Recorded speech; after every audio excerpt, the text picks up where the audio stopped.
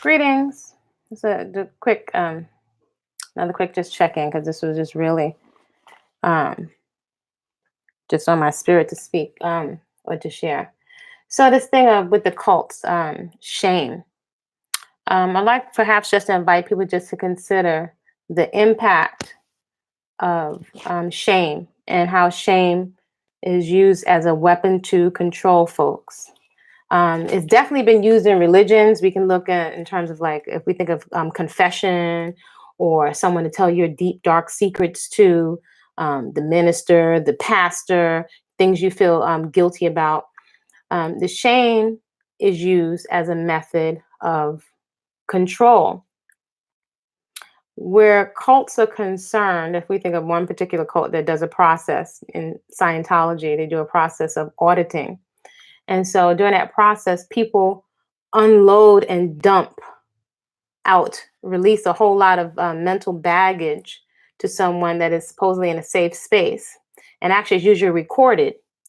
They're dumping all of these things that actions they've had, thoughts they've had, things that have happened to them that they're very ashamed of. So if we're walking around, or a person is walking around with all these different things they feel ashamed of, this could be, things that we might consider off the chain, suicide, murder. It could be just really thoughts, maybe not even necessarily acted out, or perhaps acted out. Maybe they stole something or whatever, but things that we carry psychologically, they weigh down on us, on humans mentally. And so when you're sharing these things, it's usually for the need to offload for a sense of relief. And it has been shown that it's a weapon of control, because when you shared all of these deep dark things, sometimes they may not even be that extreme, but the fact that you feel lots of shame around it, or you feel less human, you don't feel like a good person. These are things that are used by cults or religions to control people or keep them in line. For example, someone may feel like if they don't pray or forgive someone, that they're not a good Christian, or they're not a good Buddha, or they won't qualify to get into heaven. They won't qualify because they're not a good person. They're not a good Christian. So these psychological games and programs and strategies are very effective at getting people to have certain kinds of behaviors, because human beings are going to do all kinds of activity. Much appreciation. So this is I'm just sharing just my simple insight, but it just really just hit me, and I was thinking, why is this thing with this video so disturbing? Like something. What has really bothered me, other than seeing a young girl served up on a mattress on a platter? I was like, there's something else trying to come to the surface. What's really bothering me? And so it really occurred that, again, it's easy to point the finger and think, look at that entertainer, look at RK, look at MJ, look at them. We're looking at it like it's entertainment, like it's not us, like this is so far removed and so far fetched from us. I would even say that the we're so enthralled and enamored with looking at these stories because we can somehow relate. Maybe we're hoping that that's not us, or can relate to certain behaviors or thoughts that we've had, or things in our imagination. But consider that we have all been groomed, and particularly first by religion. We have all been groomed. For example, we don't feel like a good Christian. Somebody could have violated you, sexually molested you, whatever.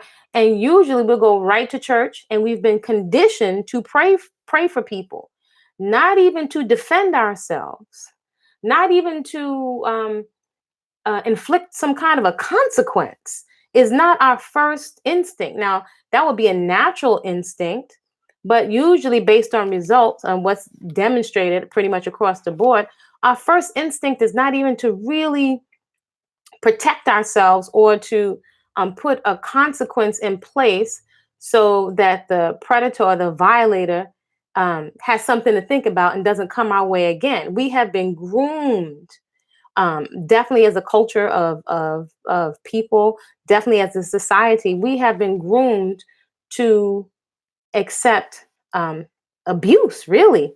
and ill treatment. So if you really think about it, it compounds low esteem. Here you're being violated. Let's say if you're a child and you know it's not your fault if someone violated you or did something wrong to you. And then your religious indoctrination or your scripture tells you that you must pray for the violator, the sexual violator, the oppressor, the one that's inflicting these behaviors and controls on you, that in your mind you don't feel like a good person or a worthy person. So you start praying harder for the person that has violated you. That's kind of twisted. If we think of the example, I don't know if anyone is familiar in Buddhism, there's a figure called a bodhisattva. So if anyone has ever looked on YouTube and you've seen these Buddhist monks that are fighting in Tibet for rights from China, whatever, one of the things that some of these monks will do is set themselves on fire. So this is something that you can look up. Greetings, greetings. These monks will set themselves on fire. And I remember, greetings, greetings.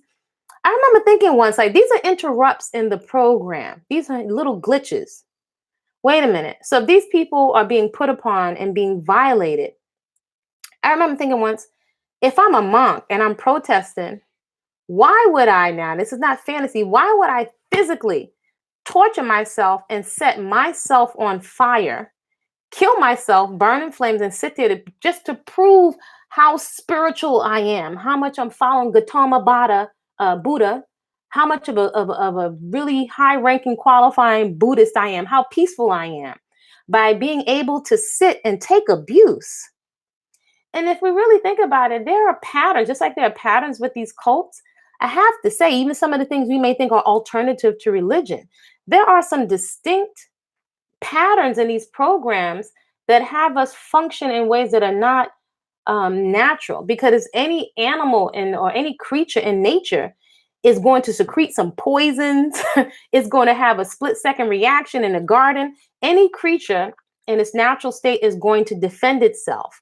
There's all this talk of women being more masculine, but if you think about it, it's the most feminine thing for a woman or female to protect her children with a fierceness that is unprecedented, right? That's the female species. That's instinctual.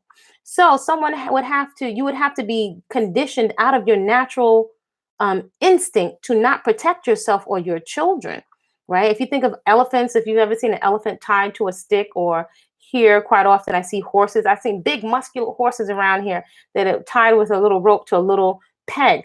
That's a conditioning process, right? That's a process of animal husbandry, right? When you're grooming and you're training and breeding, animals. So that's why sometimes I'll say it's not hard if we can just come out of, perhaps put all of our intellectual and our degrees to the side. It's humbling how easy it is for us to be programmed and manipulated. I know that may be hard for some of us to swallow because we think, I think I'm pretty decently smart or intelligent. But when with our emotions, when the primal sense of fear is being tapped into, it trumps all intellect. It trumps all intellect. And as culturally, on the whole, as a collective, we don't delve into human psychology to really understand. There's now some conversation, and there's a book written about post-traumatic slave syndrome, right? Or post-traumatic stress disorder and post-traumatic slave syndrome.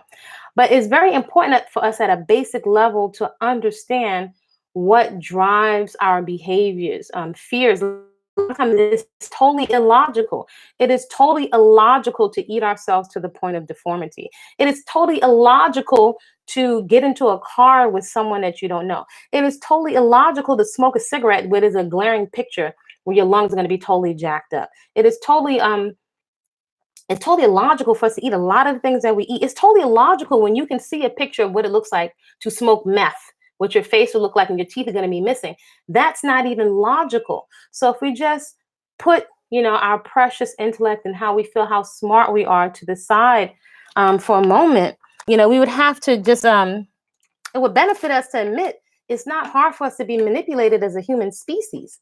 It's humbling. That's the whole point of television advertisements. It's I just think it could really benefit us to just consider how easy it is for us to be manipulated. And we have been groomed from religion to accept abuse. And if we think even a bit more into it, we have been groomed to low esteem. We have been groomed to have low esteem. And so, just my simple, insight. If it doesn't work, toss it in the garbage. I'm not telling folks what to think.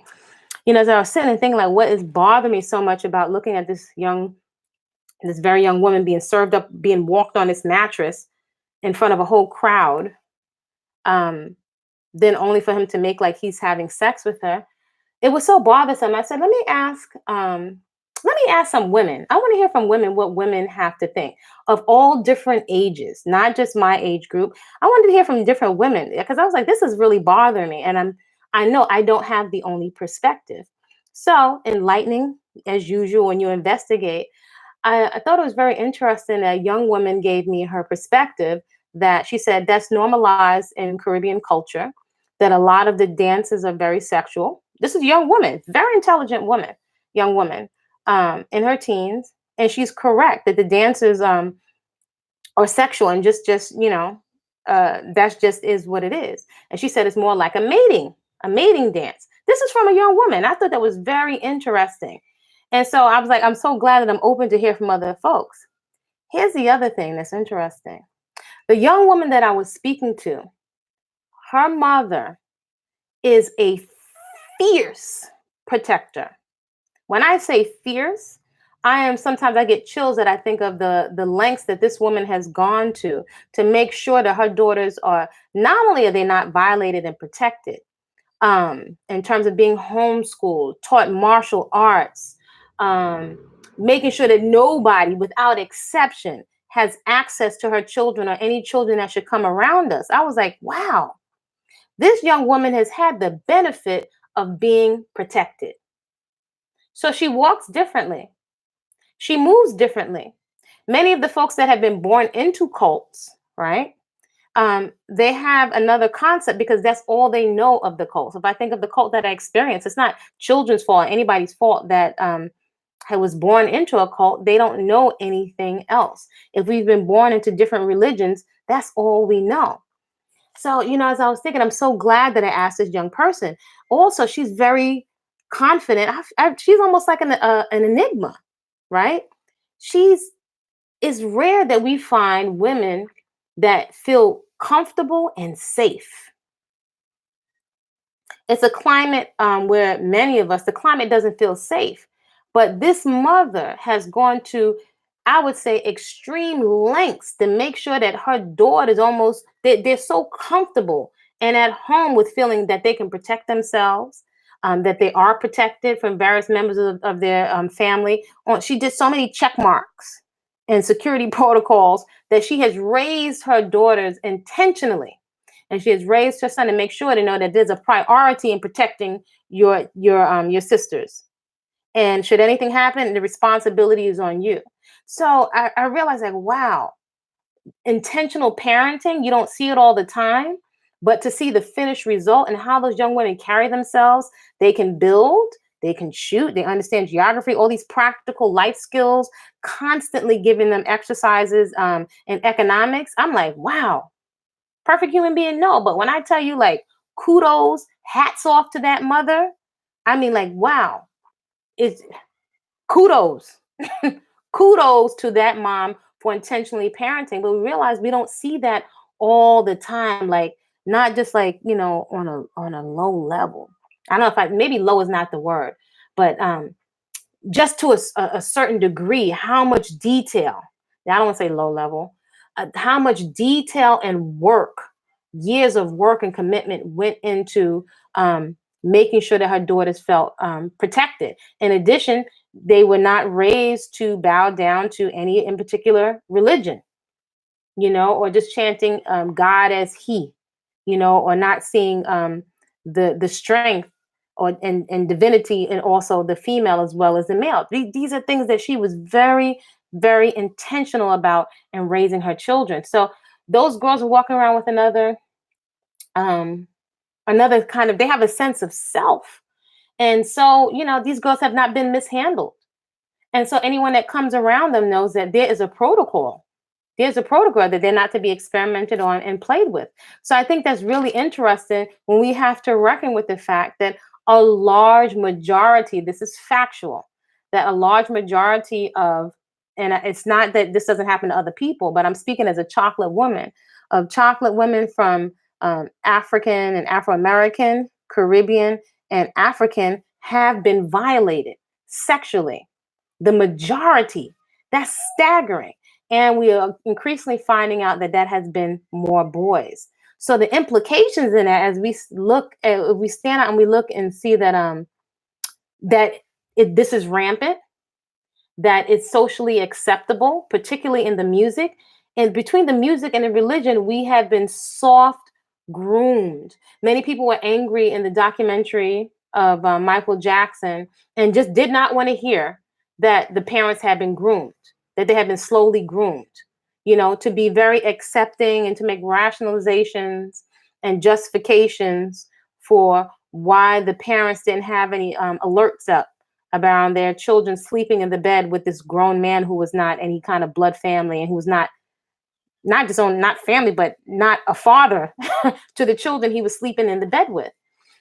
So again, these things, it's not hard to manipulate people. It's not. I could tell you, as a woman, I've had to reckon with um wanting to be the helper. Like, if my identity is only caught up with just being a mother and being the helper and the nurturer, that's not all necessarily balanced. If you can't be the protector, or if you're so caught up in your identity, you can't walk away when something is dangerous, or if that affects your ability to be discerning around who's around your child. Let's say, hypothetically, if you're so caught up with being the good Christian or the good whatever religious label and the helper to the pastor and all this stuff, that you couldn't even imagine that the pastor should not be in an inappropriate place with a young woman or a young man where nobody can see them at an off hour.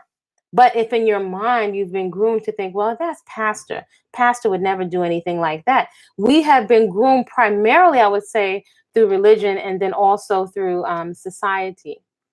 And then also, I was just reasoning with shame. And this is just a thought.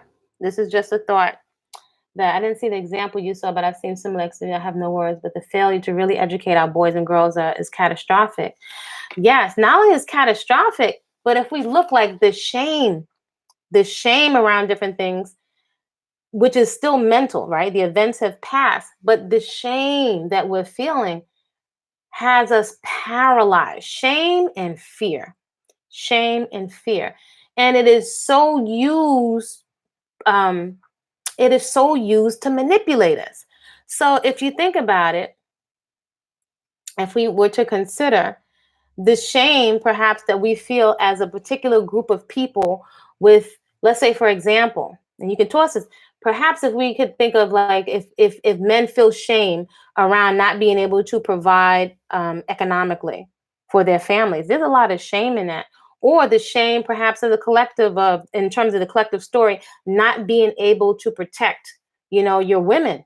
If we think of the so-called story of Willie Lynch, how could a man feel if he's not able to protect his family? That's tremendous. And sometimes we can get so caught up in the back and forth.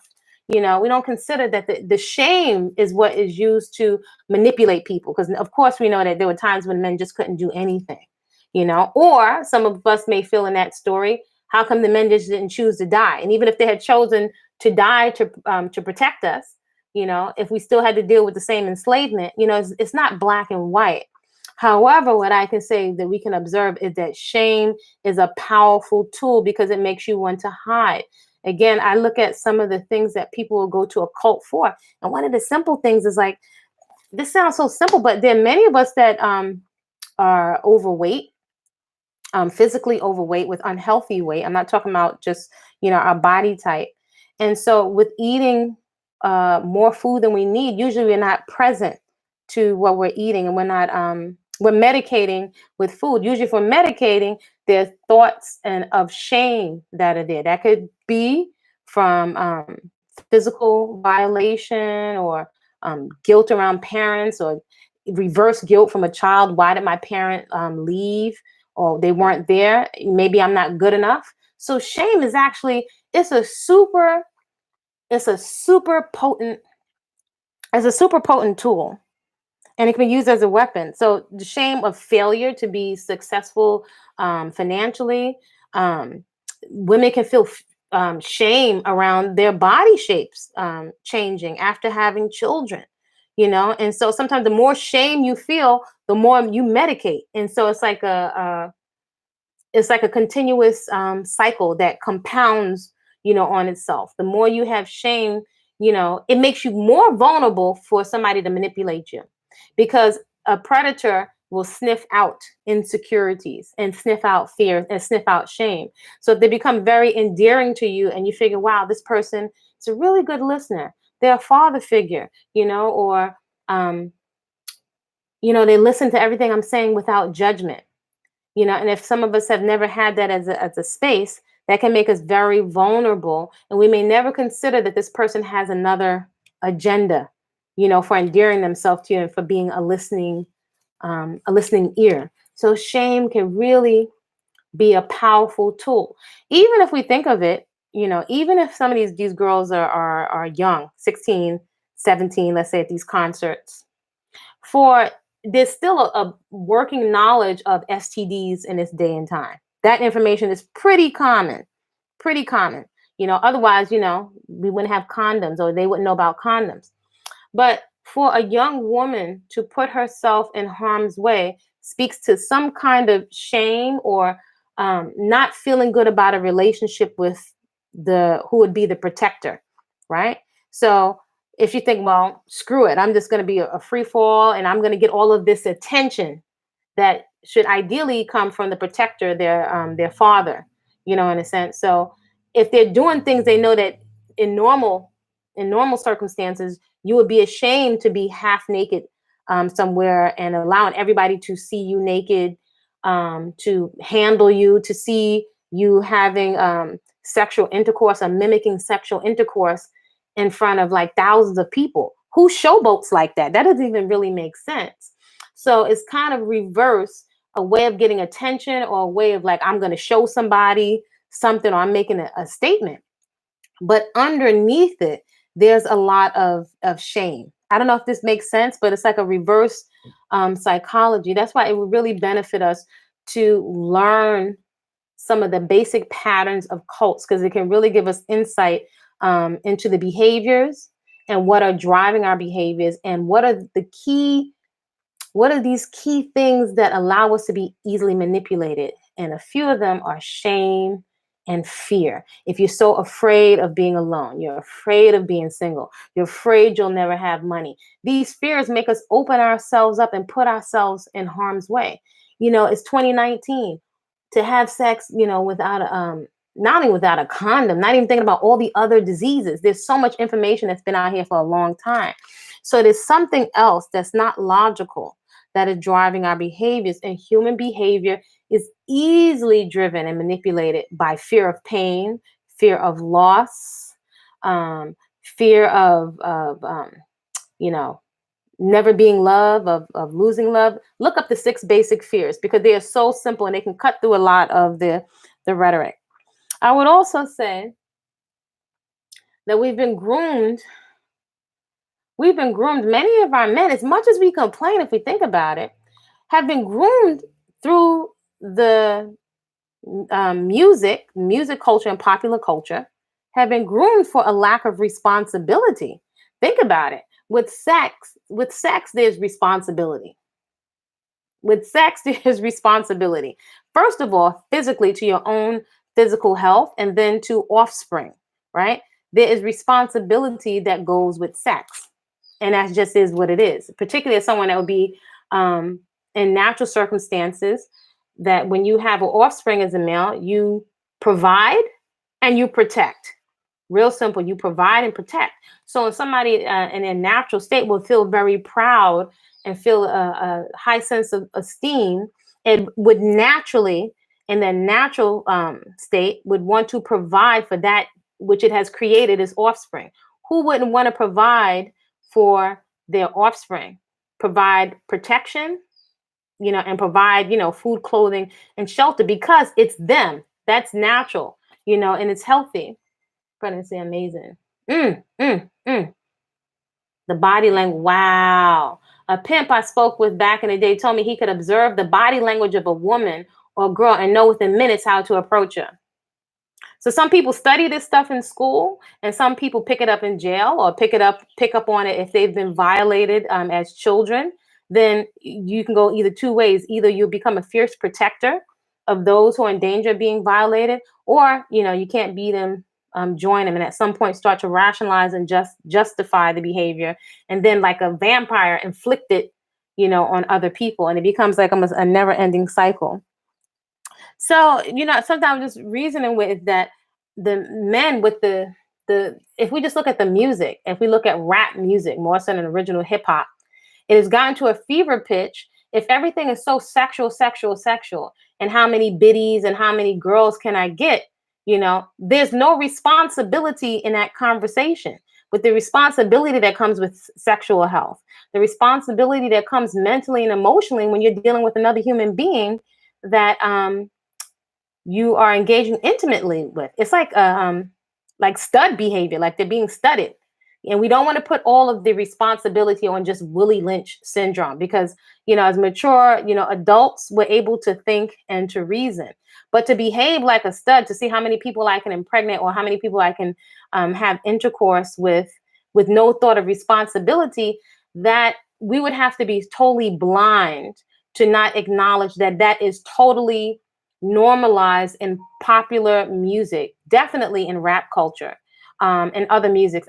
I would think in rap culture more than any other kind of music that we are participating and enabling with when we buy this music with our support, no matter how good and funky the sound is. But again, that's the grooming. This grooming happens all the time. So because the music, the rhythm is so infectious, that you turn a blind eye to the ideas and the concepts that are being normalized, that you start singing and humming out of your lips, So the grooming, we have all been groomed. When you can start singing and bopping your head and smiling to behavior that puts others at risk and puts your own self at risk, puts your sexual health at risk, put new children or unborn children, at risk, put you economically at risk. That's the essence of programming, at a basic level. So we've all been groomed, the things that we're singing about. If we were to think critically about some of the stories, many of us have never read the whole Bible, and sometimes we're reading it like a fairy tale story and not thinking critically. Some of the stories in there are pretty graphic in terms of killing and blood spill on the altar and all of that stuff. Reading that stuff over as an adult, I'm like, how did I miss this stuff, in this book? So we're groomed to sing songs, and somebody else is giving you the interpretation of what's in the book, and we're groomed to not be critical thinkers. So I invite us to consider we have all been groomed. It is what it is. And so we've been groomed to a point if we should even consider that some of the foods that we're eating, we don't need to eat anymore, or some of the cultural practices that we have are destructive. It affects the program. It's like a glitch in the program. We feel uncomfortable. We can feel really angry because behavior that we're so comfortable with, like the threat of it being taken away, that we feel like, we lose our identity. Our identity becomes these behaviors, if this makes sense. And so girls and women in society, but definitely I'm speaking in particular to the chocolate folks, have been groomed to low esteem. It's women that are cheering for this girl to be brought out on this mattress, not with any kind of dignity. It just like it's like what it's like. It's like cheering on somebody as she's about to be raped or about to be served up. It's not like there was nothing private about it or nothing protective about it. It's not like these people were qualified and were witnessing somebody being. It's just nothing positive that I could say about it. And so a young woman that gave me her perspective said it's like a mating call. I don't think it's so much a problem The sex is not the problem. It's the context that it is. There's no responsibility attached to it. There's no care for this young woman, her mental state, her emotional state. That this whole act is now down in history, on the internet. And, if she wanted to be married to someone later, how is she going to be viewed later? This is all normalized in the music. And if we were all to admit it, just kind of like with violence, for those people that are into cruelty free food, not telling folks what to do, when you are confronted with certain things on your own, it's like, who wants to give up their $200 leather shoes, you know, or who wants to give up their vices and their appetites, even though it's affecting somebody else? Who wants to give up and share the country or share the wealth, even though it was ill-gotten? But for me to share it, would that mean I don't have my mansion, or I don't have my extra nannies? As a human species, many of us don't want to give something up, in order to, and we say we want to heal, we say we want to improve, we say that we're very intelligent. um, but we've been groomed for low esteem. We're actually being groomed to accept abuse in a lot of these videos. We've been groomed, because if we're just riding alongside somebody that's selling drugs and something that's very violent, there was a time where drugs were not sold to someone's mother or to someone's sister's sister or somebody else's mother or sister.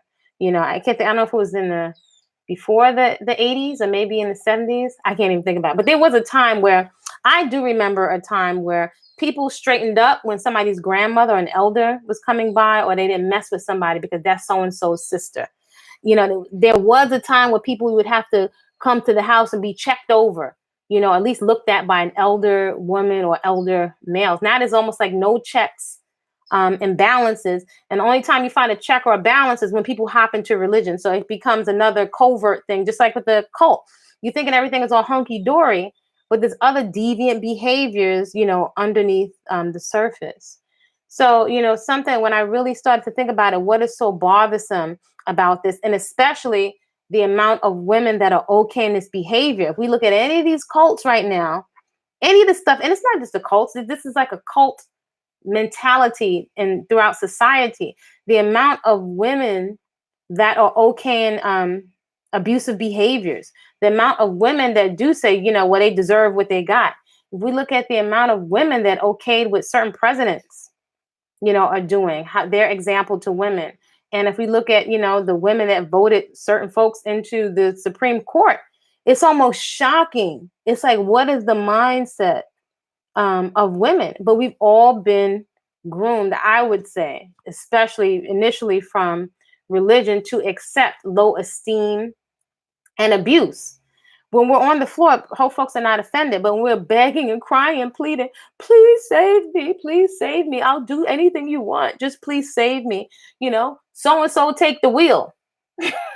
Like, there's no divinity, there's no intelligence in us to take the wheel in our own life. I get the divine.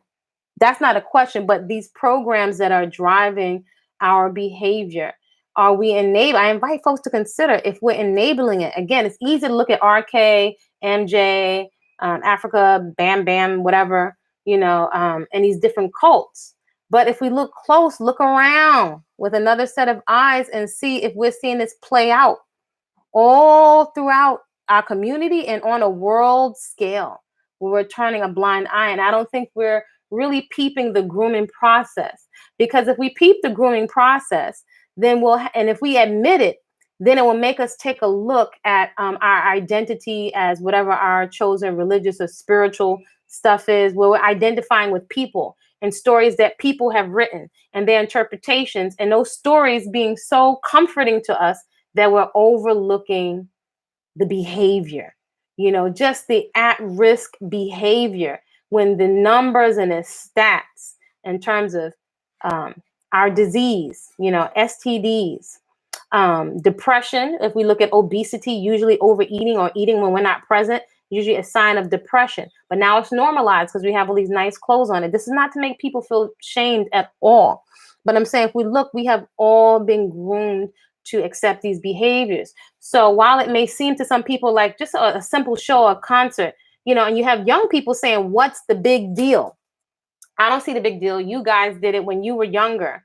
Um, and I'm sure every generation has their stuff, but it's not so much that sex is a problem or that sex is dirty, but the lack of esteem. There's no standards. If it's being normalized, well, a woman is being brought in at a concert on a mattress, and for everybody to see in public view, where's the protection? So there are no cues, there are no bells that go off. Or if there are bells that are going off, let's say, for example, those men at that concert, if they're working, they had to pay for tickets. I mean, who owns the venue? I'm sure that all of those young people, the young chocolate folks did not own the venue, the stage, and all the equipment. So who's making the biggest money there, right? If all of those men in there they do have mothers and daughters, then that would mean you start to become desensitized to your cues going off of wait, wait, wait, wait, wait, wait, wait, wait. This is off here. I don't support this. I need to get out of here because I have a mother and I have a daughter. If I look at the age group, I have a mother, I have a daughter, I have a sister, I have nieces. I cannot participate in this behavior. So these are all part of the grooming process. And so for us to look at, we're allowing ourselves to be groomed. And we respond to rhythm and we respond to music almost automatically. This is a known fact. So you can literally be hypnotized. Folks may be able to relate to looking at the screen and realizing that Jerry Springer, all this stuff is horrible. Why do I keep looking at it? Why do I keep looking at it? But it's almost like we're hypnotic. We're just looking at the screen, marveling at all of this stuff that's going on that we say is horrible, that we don't want to participate in. But you're in such amazement. It's like a type of hypnosis. So it's for us to, I don't have all the answers. I'm just sharing my insight. But what I can say, to take a step back and watch what we are allowing into our minds. And are we affected to the point where it doesn't become a big deal? Because I've seen this before. This is not shocking. There are a bunch of mothers. How many mothers are in that audience? No one is up in arms and outraged about, wow, this is kind of normalizing, like almost rape. You become desensitized. It's nothing special. All the men can handle this person. It's a free for all. It almost has orgy, has a feeling like of an orgy, and the behavior is normalized, and when you're younger, most of them are not thinking about the effects of a STD, what that's going to do to people mentally, what that's going to do to them in terms of depression or not feeling worthy. You're not thinking like that in your teens and your early 20s. That's when you're thinking that you're invincible. And then later on, you have these adults with, I don't even know if I can say they have regrets, because the regrets become so far pushed down because you're taught to go to church and just pray over it. Meanwhile, it hasn't really been resolved. You just start accepting it. So it's just something for us to take a look at. We've all been groomed, and what's so disturbing is we're being groomed on mass levels at such a fever pitch, and it's so blatant, but it's so hypnotic because this is our favorite entertainer, and the beat is thumping, and we're drinking Ciroc, and Ciroc and thinking these things. We got our nice outfits and stuff on. There's like a whole big hypnotic play that's going on, and it has far-reaching repercussions. And so I don't know who would be willing to give up the RK music, or these different things that we realize. And I'm not necessarily saying trade it for another version of the same thing, because sometimes we can think you run away to this cult or this spiritual order, and in those instances, it's more covert. These are human beings that if we put the responsibility for our decision making in other people's hands, flawed human beings, we're going to get more than we had bargained for. And we discover not only they're human beings, but they have the capacity for deviant behavior as well. We recently had to check a young mother about calling her 2-year-old sexy. So this is what I'm talking about. It's normalized. It's normalized.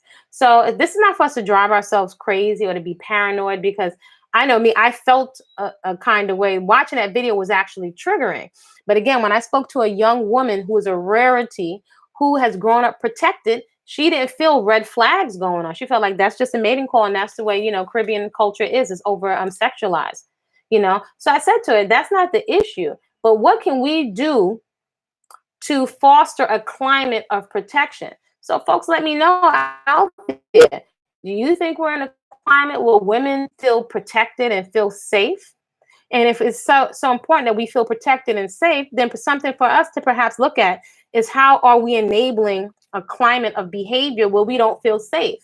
If we encourage our sons to go out and it doesn't matter if this person's daughter, that person's daughter, if we're encouraging or we're okay with our daughters going outside half naked, you know, in a climate where the context is of them being sexy when they're children, if we're an enabling and we're accepting this behavior or we don't say anything because we don't want to be looked at as corny, then we may not be seeing or acknowledging and being honest about how we are contributing to it staying the same, yet we're pointing the finger.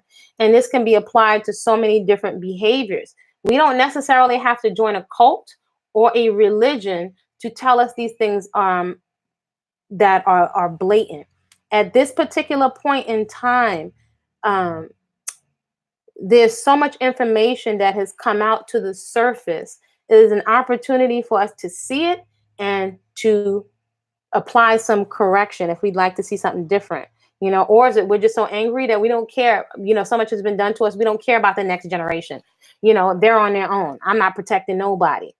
You know what I'm saying? Do we really need a cult or a book to tell you how to behave? We're not questioning any of these things. So I just wanted to come on and just share some just simple insight around, because this stuff is common sense. But when something is drilled into you over and over, I can definitely say when you're in a cult and you're isolated, a lot of things don't make sense. But around with your food, your safety, your ability to be able to travel and to speak to other people and get other feedback from other people, it starts to wear on people. I've seen perfectly intelligent adults with several degrees just totally submit to certain things mentally and emotionally just for some kind of relief. So, yes, most people, human beings, it is not hard to recondition people and to mess with their basic what is going to give them sustenance, like their food, their safety. For example, somebody feels that they're going to be tossed out on the street and they gave up all of their money, or they've exposed themselves to different diseases, or they don't want to leave the emotional bonds that they have made with other people in the cult. We're underestimating human conditioning. And it's just something I invite people to take a look at and to educate ourselves, because understanding some of these basic principles can really help us cultivate discernment to keep us safe, not only from cults, but from all kinds of predators and scammers. Everybody's talking about back to nature, but in nature, there are snakes and there are predators. It's just a fact of life. And the snake doesn't care if you're a nice person or you're a nice bunny rabbit or you're a nice little snail or whatever. If they're going to eat you, some will devour you because it's just, the nature, of it. So hopefully this is helpful to someone. And that's it for today. Are we going to continue to support this music and this, the glut? We may think that this stuff is not connected, but it's connected because it's a mentality. It's a mentality. And last thing I'm gonna say, know for a fact, there's several things I could tell you that cults will use, and it's so simple. Your religion, if you're praying to whatever Jesus or mystery God, and they use that to point out contradictions. Your hair and your food, in particular the chocolate community, is so simple. But these are things that are used to manipulate people and to find justifications for certain behaviors. So hopefully this is helpful. Educate yourself, folks. Put your thinking caps on. It's for us to not be so impressed with personalities and to want to fit in so bad that we overlook the red flags that are going off, and we want to fit in so bad that we think that human beings, because they look like us, or we see something that feels familiar, don't have the capacity for deviancy.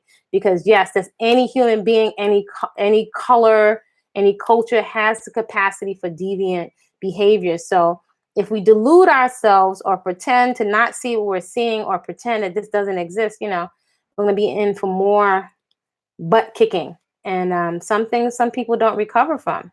You know, some young people may be ashamed of STDs and stuff. If they didn't have the shame, they can go address that stuff with medical doctors. This is adults too. You can address it, address your diet, be more protective and discerning with your behaviors, and move on with your life. You know, but the shame is a powerful tool. It is a powerful, powerful tool. And better to call whatever you are insecure about by its name and just address it. You know, it could really save people's lives. Okay. That being said, create a great day.